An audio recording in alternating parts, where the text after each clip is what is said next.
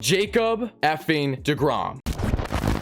What's up, Mets fans? Welcome back to the channel, and there will be no intro today. We have to dive right into this thing because, guys, Jacob deGrom. Like, oh my god, we all know this guy's a stud. If you're casual, guys, and if you don't know, Jacob deGrom is kind of the best pitcher in baseball, and it doesn't matter if you're a Mets or a baseball fan. That is universally agreed upon for the most part, and the numbers definitely back it up, winning the 2018 and 2019 Cy Young and just coming this short of winning a three-peat of a Cy Young in the 2020 short season, just following the guys like Yu Darvish ahead of him in voting, and also then Trevor Bauer, who won it all in the NL. Regardless, Jacob has been an absolute stud and gets better with age. I've been saying this all along. He really looks like a fine wine. The guy's velo goes up as he gets older. He's now in his early 30s. It's insane. But what Jacob did last night, as amazing of a pitcher as he is, has solidified himself definitely to be a Hall of Famer. No question if he wins championships or not. But he is on the pace to really go down as one of the best pitchers in MLB history. And he's already along that track 1000%. So as great of a win as that was last night for the New York Mets at the time of recording, this 6-0 win over the Nationals, I can't focus on anyone else and their performance right now. I need to talk about Jake, because what did he do? Well, in a nutshell, if you look at the strikeouts, as you guys probably see right here actually, to be exact, there you go. He had not just one, not two, not three, not four, not five, not six, not seven, not eight, not nine, not 10, not 11, not 12, not 13, not 14, but 15. Yes, 15 strikeouts, a career high for Jake. And what did he do the past two outings in Colorado in 6 innings? He gave 14 strikeouts with no earned runs. And the outing before that, he had 14 Ks again. He's the third pitcher in MLB history to have 14 or more strikeouts in 3 consecutive games, and he is now the MLB leader. He's first in the MLB now, and 50 Ks to start out his first 4 starts in an MLB season. That is just mind-blowing. I cannot believe that happened. Look, we all know Jake is a stud. We all know that he is himself. He's definitely one of a kind. But he put himself to another level, and there's truly nothing stopping him. When you look at his ERA now on the season, he has right around a 0.3 ERA. His accolades are truly remarkable, and for a guy that normally doesn't get run support, this was different as well, because what does Jake do best? He tries to get the win no matter what. And what has he done this season in particular?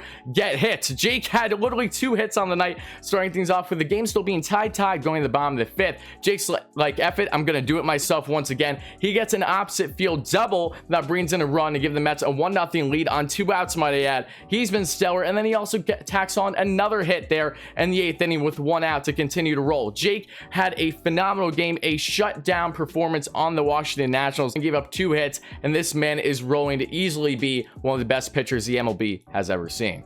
And to expand on Jake's hitting some more, okay, yes, the narrative is terrible. The Mets normally don't hit with Jacob deGrom. I get it. It absolutely sucks. It guts me 1000%. But what we can say is that this year, even without a DH, which is a joke in itself, but that's a discussion for another day, the Mets have been really looking to get some clutch hitting, and they haven't had it. But who has been arguably the most clutch hitter for the New York Mets to start the season in a lot of ways has been Jacob deGrom. 4 outings already for his 4 starts. He has 6 hits, 2 RBIs, and man, he's like, again, I'm gonna Thanos this thing, and fine, I'll do it myself, right? That has been Jacob deGrom for multiple years now. He's been around a 200 or so average hitter, which is really impressive. The Mets have actually been historically known as one of the best teams within the past 5 to 10 years when it comes to a hitting perspective with their rotation, with not just him, but Noah Syndergaard, Wheeler, and some others, so just to name a few. But it's so impressive to see what he's doing, not just on the mound, but at the plate. It has been truly mind-blowing and remarkable in more ways than one. But let's talk about some further things here on Jacob deGrom, what makes him so good, and why this outing was so historic. Well, you saw the records that he broke here, but also take a look at, again, from Michael Mayer for Mesmerize some more, the actual numbers down here. If you're looking at everything that he currently ranks in the MLB, first, I can't even put it into words. I get it, it's early in the season, and who knows if this is going to all stay true, but Jacob deGrom is on the pace to really have 300 strikeouts on the season. The guy has also only faced 101 batters and has struck out 50 of them. We're talking 1 batter away from being 50% on his K rate. Like, what? How does that even happen? We got Benjamin Bunn out here with a guy that as he gets older, he looks younger with his velocity too. Jacob is a guy that when he first came in the league wasn't touching nearly the type of average velocity with his fastball and his slider that he is now, and even his changeup. His fastball has been nuts, at least 99 or so. He went into the 7th inning with at least 100 miles per hour and hitting 101. It was mind-blowing. Normally, if a guy starts out a game like that, it's impressive enough, but to do that through 7+ innings and still hit triple digits is something unprecedented. president. You do not see that often, and Jake has been lights out every single fifth day for the Mets here to start this season, and has been lights out for the past 3+ years. That's just how good he is. But to expand on the velocity some more, this guy, when you look at his strikeouts, I showed you right here, the guy 101. Slider, he's topping out at 93. Changeup, he's getting between 92 and 90. It's been like, I can't even comprehend just how good Jacob deGrom is. And don't get me wrong, we all know he's pretty darn good, but he has really taken that next step to prove to everyone, all of his doubters constantly,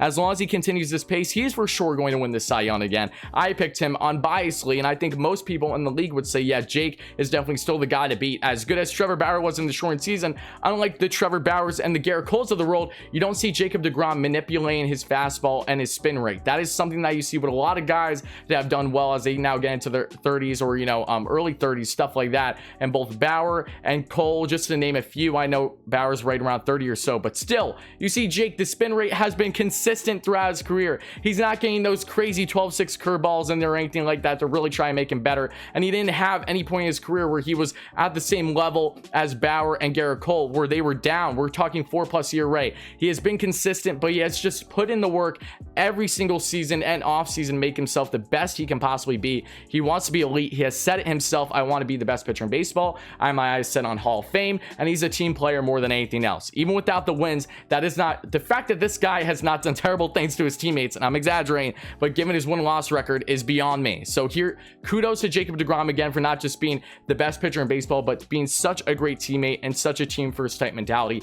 Every single time he takes him down is with his teammates in the clubhouse, in the dugout, whatever it's going to be. Jacob deGrom is fantastic. He had an immaculate outing, and nothing is stopping him from truly having a historic season with upwards of 300 Ks. That's the pace he's on. I have no clue what he's going to end with, but God willing, as long as this man stays healthy and continues this direction, he's going to be one for the record books as each outing continues to roll out for him. He's going to get more record-breaking things, not just within the Mets organization, but within the MLB. Who knows what the actual ceiling is going to be for Jacob deGrom, but it's clear that he is not fully hit it yet. He is still rolling. He's at the peak currently, and we'll see how long that peak lasts. But Jacob deGrom, I said his name 1,000 times. I will say it 1,000 more. I will pray this guy at night. I will write it on a chalkboard. Jacob deGrom, like the Bart Simpson skit that you see in the intro for Simpsons all the time. Writing out, but not as a punishment, as something that I can cherish and enjoy because I've witnessed history night in and night out, and that isn't stopping anytime soon. So Mets fans, baseball fans, let me know your thoughts in the comments below. How amped are you by Jacob deGrom's